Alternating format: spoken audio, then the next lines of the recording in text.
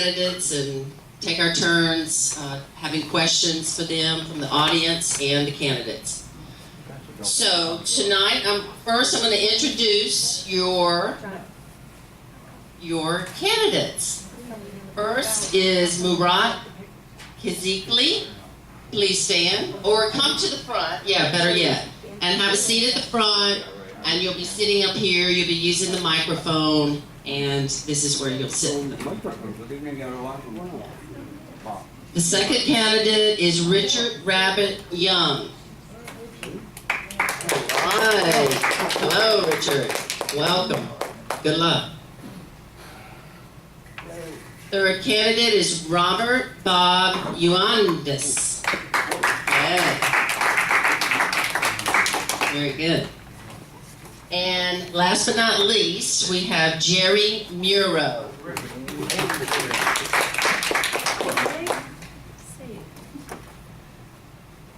Okay, first of all, I'm going to pass out these mystery numbers, and this is going to tell who goes in which order.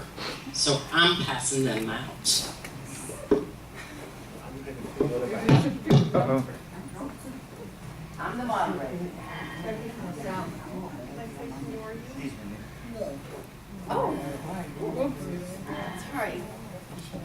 So of course, whoever gets one goes first, second, third, fourth, in that order. So that would be the first candidate who gets to do his opening statement. And then when the audience wants to ask a question, they'll go in that order as well. And the closing statement. So I'm going to read the rules, okay, so everyone is clear about the candidate night rules. It's a little lengthy, but bear with me. Okay, so each candidate will have 3 minutes for uninterrupted opening statements. Upon completion of the opening statements, each of the candidates will have the opportunity, if they choose to ask one question of another candidate of his choice, not to exceed 1 minute. So I'm going to be doing the time, and I'll tell you about that later. So the response shall be limited to, if they choose to take it, okay, to ask one question of another candidate of his choice, not to exceed 1 minute. The response shall be limited to 2 minutes without interruption, followed by an optional 1 minute rebuttal. Candidate questions shall be in the same order as opening statements, as I previously discussed. The candidate who delivered the first opening statement shall have the opportunity to ask the first question, and so on. Following the candidate questions, audience members shall raise their hands in an orderly fashion, please, to be called in turn by the moderator to ask questions to the candidates. Okay, then we have membership questions. They are not to exceed 1 minute. So the rules, or to give you visuals, the green will be 1 minute, so everyone knows when they've spoken 1 minute. The yellow will be 2 minutes, okay, so that's 2 minutes. And red means stop at 3 minutes, and we'll give you a 30-second deviation on that. Okay. Questions are limited to 1 per audience member unless all other owners wishing to ask a question have already done so before the membership question portion of the meeting ends at 9 p.m. In order to give equal opportunity for each candidate to answer questions, no candidates shall be asked more than 2 questions in a row. The candidates shall have up to 2 minutes to respond without interruption, please. In the event that a candidate addresses another candidate in their answer, the other candidate may have up to 1 minute rebuttal time, not to exceed 2 exchanges.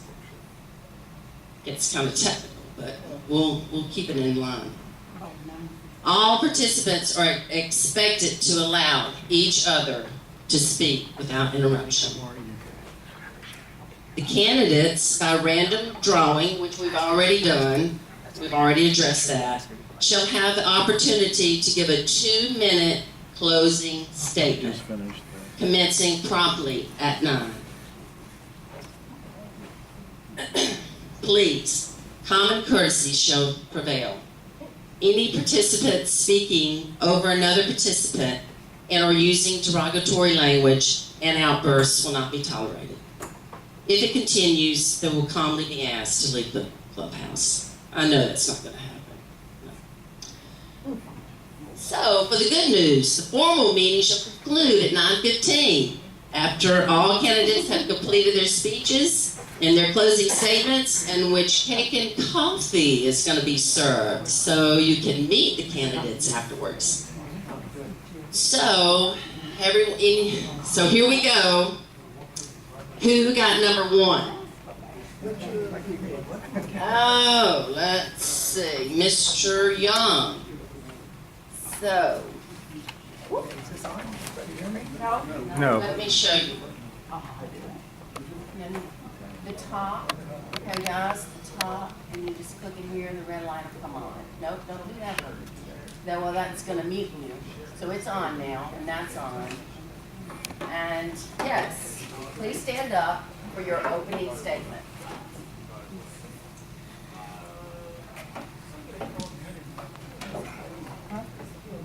Okay, hello and welcome. Can't hear you. Hello? Yeah, No. put it up. Put it up. Hello and welcome everyone. My name is Richard Young and many of you know me as We Rabbit. don't hear you. Speak up. Hello. Why don't you invite them? Very good. Rabbit, why don't you go? Why don't you go? everyone? My name To is the lectern. Richard Young and To the many of you lectern. know me as Rabbit. I've been an owner and a resident here for the last 12 years. I have served on the board in 2014 and have also served on various committees. I'm a retired design engineer, having worked close to 40 years in this capacity, so I have a good eye for detail. I also owned a 60-acre farm in which I worked on weekends, so I know what's involved in maintaining a large property. I've been watching our property go downhill lately. Let's get this place looking its best. In doing so, it will add value to our properties, increase the price of rentals to get a better class of people in here, and have a better quality of life here for everyone. It's all about curb appeal here.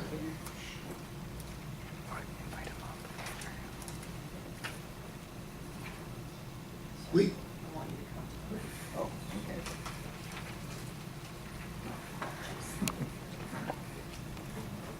we seem to have a problem getting things done in a timely manner here. And we have to look at what needs to be done and make sure our maintenance people are qualified to handle issues. If not, we have to look at different avenues. But the bottom line is we must make sure all issues are addressed in a timely time frame. It's about accountability here. This is not a country club. I see too much time spent on riding around in golf carts, sometimes with 2 people in a cart. We need to do a better job making sure maintenance isn't wasting man hours. I think we have a right to know what our maintenance people are doing. And with that, again, let's make this place look its best. Thank you.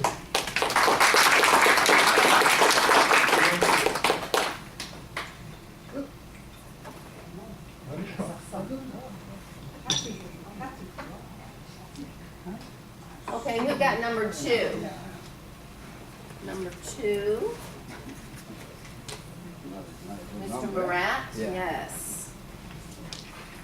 Hi everyone, good evening. My name is Murat Kizikli. Some of them know me already. I'm on the board since 2015. Let me tell you about my background a little bit. Maybe some of them know already, but I'm gonna say it again anyway.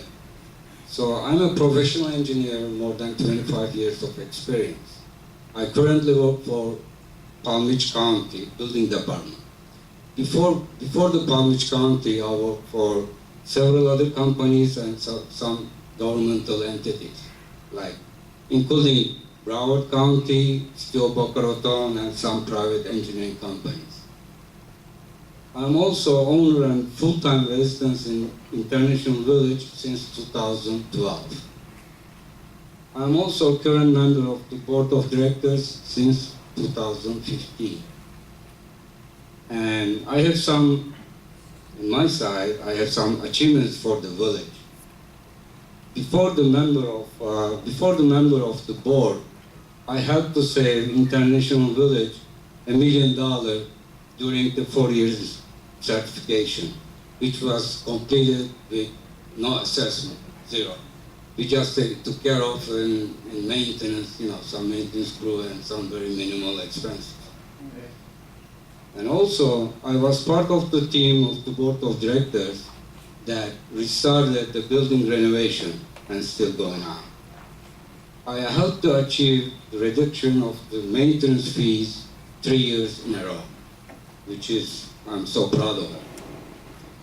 During my term, our insurance premium have decreased even after Hurricane Irma, which is, is not a common after a hurricane. So I'm asking your vote so we can continue to invest in the necessary improvements to make International Village best place it can be, while controlling expenses using my professional engineering experience and background. Thank you, and thanks a lot.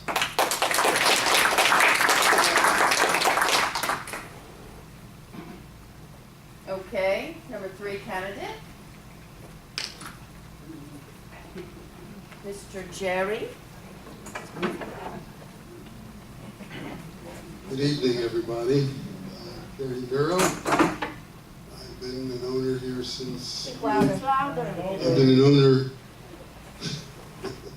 since 1999, and I'm very happy to come down here every winter. The place is great. There's ups and downs, but basically the place is unusual, and it's a very easy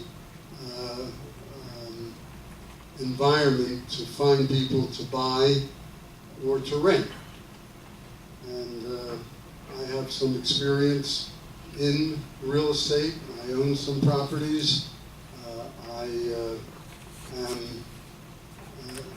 very careful about making differences between owners and tenants. I think we're all residents, and we need to have a community that respects one another, and we learn how to work with one another so that we're not at odds. And I notice over the years that that's not always the case. So if I'm on the board, and I have been on the board before, that would be one of my goals, to try to see that people respect one another and work with one another. That would be an important factor. And the other thing that I'm very interested in is making sure that owners pay their maintenance.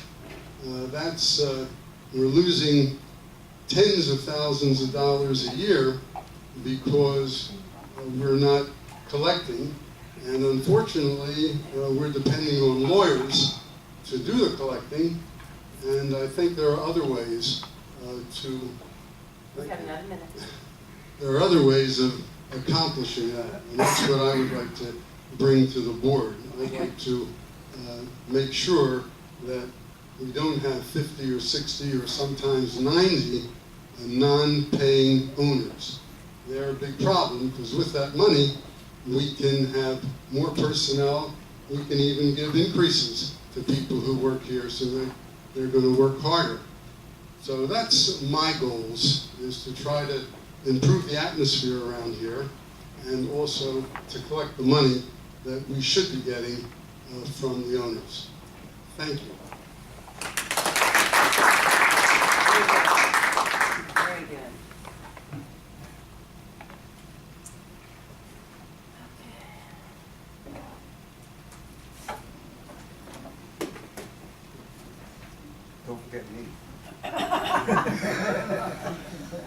4. Sorry, number 4. Mine's working. Okay. And I'm number 4. And Oh, I'm sorry, Mr. The dessert. Robert. Mr. Robert. I'm number 4, and when I was in school, with my last name, Unitas, I usually was at the end. So when they were handing out ice cream, they always started at the beginning of the alphabet. So I was the last to get the ice cream. But when they decided to do vaccinations and give needles, they thought they would change it up a bit, and they'd start at the back end of the alphabet. So I'm used to being at the back. Good evening. My name is Bob Unitas, and it's great to be here. Thank you very much for coming out this evening. Can I just ask for a quick show of hands? How many people have received their ballots by mail? So actually in the mail. Okay, that's good. That's good. I encourage you all to read all of the candidates' information sheets because there's a lot of good information in there. So take the time to read that before the election for sure. A little bit about myself. I'm retired right now, and I'm a chartered professional accountant in Canada, and I also am licensed in the U.S. I also have my certified public accountancy license in the United States. My wife Jill and I, we've been owners in the village since 2012, so it's 6 great years that we've had a chance to spend here. We love the village and we want to stay here for many years to come. I've decided to run for the board and commit whatever time is necessary to fulfill my duties as a board member. What would I like to accomplish? Can you hear me okay? Yeah. Okay. I'd like the village to look great when you travel through it. Clean, well-maintained, and a perfect place to live. Let's make it easy for realtors like Adam over here to sell units in the village to good quality people. Let's make it easy for owners to recommend to their family and friends to buy in the village. Well, maybe not family, but for sure friends.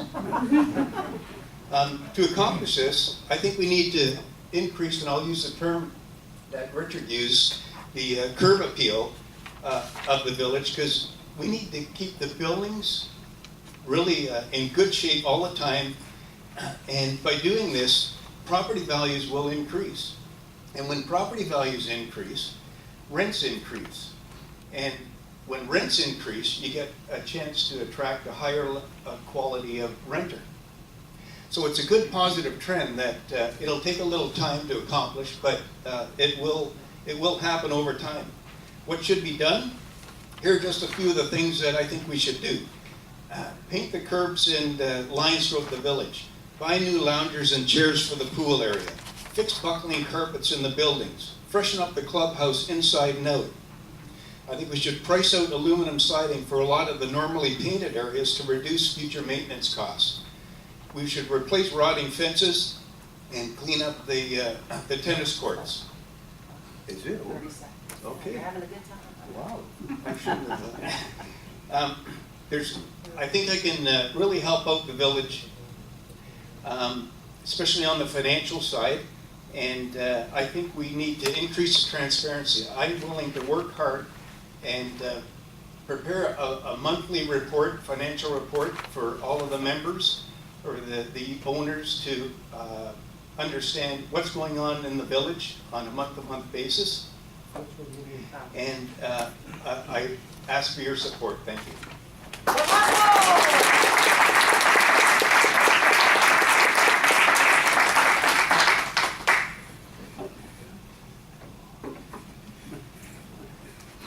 Thank you, candidates. Good job. Great job.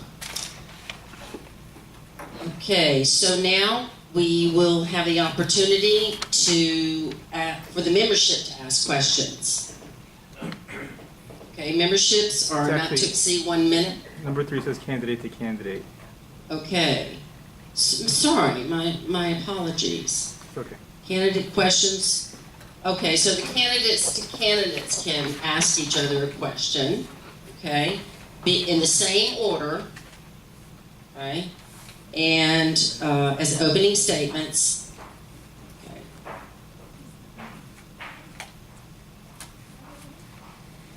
Okay, I have a question for Bob. Bob, would you be willing to be our treasurer if elected and help us out in the financial aspect of things here? If I hadn't have taken so much time in getting through this, that's exactly what I would love to do. I'd love to be the treasurer for the association, and I think I can make a valuable contribution, and I will certainly work hard to do just that.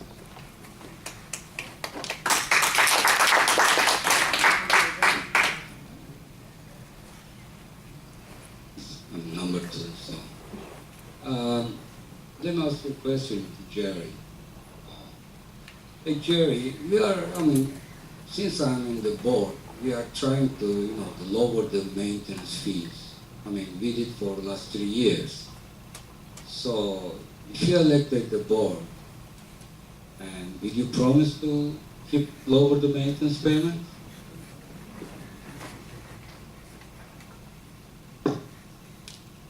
I can't make that promise, no. If we're not collecting money from owners, we have to get the money somewhere. I think we have to first lay out what we want to accomplish and how much of that's going to cost. And I don't look at it that way. I don't look at it nickel and diming. Just not doing things to save money. That's one of the things that I didn't agree with the last couple of boards. While they kept the maintenance the same, or even reduced it to $2 or $5, there are things that didn't get accomplished, and that's not my way of doing business.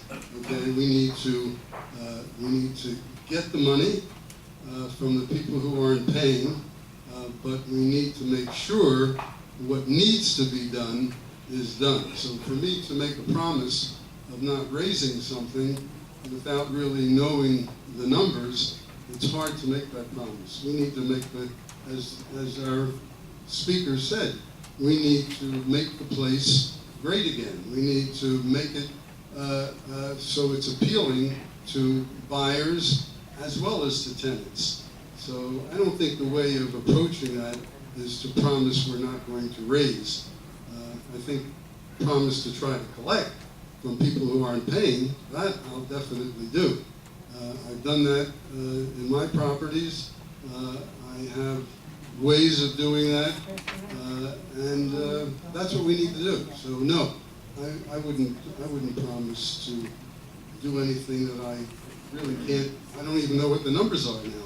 So how could I make that promise? I need to make the place look good so that it's appealing to buyers, it's appealing to tenants. We have the security that we need. That is what I would promise, to make the place, as Bob said and Robert said, that's what we need to do. That's the first commitment, is to make the place a place we're all proud of and are happy to live. Thank you, Jerry. I think it's a 1-minute rebuttal. There's a rebuttal. Well, go ahead. Does anyone have a rebuttal for that?